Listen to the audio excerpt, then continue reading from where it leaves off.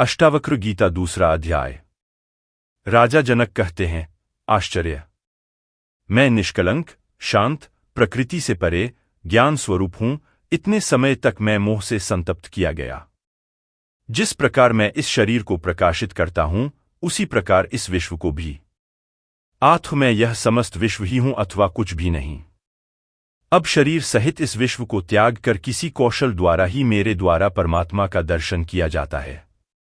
जिस प्रकार पानी लहर, फेन और बुलबुलों से पृथक नहीं है, उसी प्रकार आत्मा भी स्वयं से निकले इस विश्व से अलग नहीं है। जिस प्रकार विचार करने पर वस्त्र तंतु, धागा मात्र ही ज्ञात होता है, उसी प्रकार यह समस्त विश्व आत्मा मात्र ही है। जिस प्रकार गन्ने के रस से बनी शक्कर उससे ही व्याप्त होती है, उसी प्रकार यह विश्व मुझसे ही बना है और निरंतर मुझसे ही व्याप्त है। आत्मा अज्ञानवश ही विश्व के रूप में दिखाई देती है, आत्मज्ञान होने पर यह विश्व दिखाई नहीं देता है। रस्सी अज्ञानवश सर्प जैसी दिखाई देती है, रस्सी का ज्ञान हो जाने पर सर्प दिखाई नहीं देता है। प्रकाश मेरा स्वरूप है, इसके अतिरिक्त मैं कुछ और नहीं हूं। वह प्रकाश जैसे इस विश्व को प्रकाशित करता है, वैसे ही इस मैं भाव को भी। आश्चर्य! यह कल्पित विश्व अज्ञान से मुझमें दिखाई देता है, जैसे सीप में चांदी, रस्सी में सर्प और सूर्य किरणों में पानी। मुझसे उत्पन्न हुआ विश्व मुझमें ही विलीन हो जाता है, जैसे घड़ा मिट्टी में, लहर जल में और कड़ा सोने में विलीन हो जाता है। आश्चर्य है! मुझको नमस्कार है, समस्त विश्व के नष्ट हो जाने पर भी जिसका विनाश नहीं होता, जो तृण से ब्रह्मा तक सबका विनाश होने पर भी विद्यमान रहता है। आश्चर्य है! मुझको नमस्कार है, मैं एक हूं, शरीर वाला होते हुए भी जो न कहीं जाता है और न कहीं आता है और समस्त विश्व को व्याप्त करके स्थित है। आश्चर्य है! मुझको नमस्कार है, जो कुशल है और जिसके समान कोई और नहीं है, जिसने इस शरीर को बिना स्पर्श करते हुए इस विश्व को अनादिकाल से धारण किया हुआ है। आश्चर्य है! मुझको नमस्कार है, जिसका यह कुछ भी नहीं है अथवा जो भी वाणी और मन से समझ में आता है, वह सब जिसका है। ज्ञान, ज्ञेय और ज्ञाता यह तीनों वास्तव में नहीं है। यह जो अज्ञानवश दिखाई देता है, वह निष्कलंक मैं ही हूं। द्वैत, भेद सभी दुखों का मूल कारण है।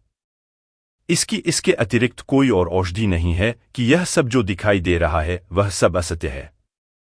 मैं एक चैतन्य और निर्मल हूं। मैं केवल ज्ञान स्वरूप हूं। अज्ञान से ही मेरे द्वारा स्वयं में अन्य गुण कल्पित किए गए हैं। ऐसा विचार करके मैं सनातन और कारणहित रूप से स्थित हूं।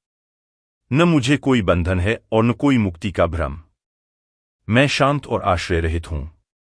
मुझमें स्थित यह विश्व भी वस्तुतः मुझमें स्थित नहीं है। यह निश्चित है कि इस शरीर सहित यह विश्व अस्तित्वहीन है, केवल शुद्ध चैतन्य आत्मा का ही अस्तित्व है। अब इसमें क्या कल्पना की जाए? शरीर, स्वर्ग, नरक, बंधन, मोक्ष और भय ये सब कल्पना मात्र ही हैं। इनसे मुझ चैतन्य स्वरूप का क्या प्रयोजन है? आश्चर्य कि मैं लोगों के समूह में भी दूसरे को नहीं देखता हूं, वह भी निर्जन ही प्रतीत होता है। अब मैं किससे मोह करूं? न मैं शरीर हूं, न यह शरीर ही मेरा है, न मैं जीव हूं, मैं चैतन्य हूं। मेरे अंदर जीने की इच्छा ही मेरा बंधन थी। आश्चर्य! मुझ अनंत महासागर में चित्तवायु उठने पर ब्रह्मांड रूपी विचित्र तरंगें उपस्थित हो जाती हैं। मुझ अनंत महासागर में चित्तवायु के शांत होने पर जीव रूपी वणिक का संसार रूपी जहाज जैसे दुर्भाग्य से नष्ट हो जाता है। आश्चर्य! मुझ अनंत महासागर में जीव रूपी लहरें उत्पन्न होती हैं, मिलती हैं, खेलती हैं और स्वभाव से मुझमें प्रवेश कर जाती हैं। कहा जाता है कि अष्टावक्र द्वारा रचित महागीता का एक श्लोक 1000 माणिकों की तुलना में भी बहुत अमूल्य है, क्योंकि अष्टावक्र गीता के श्लोकों में गागर में सागर भरने जैसा बताया गया है। लोकहित के लिए गीता बहुत ही महत्वपूर्ण ग्रंथ है, जिसे पढ़ना भी आवश्यक है। अगर अष्टावक्र गीता से संबंधित किसी भी सलाह, सुझाव या शिकायत के लिए आप अपना कीमती विचार कमेंट्स के माध्यम से हम तक पहुंचाएं। इसके अतिरिक्त आप इसे अपने दोस्तों के साथ जरूर शेयर करें।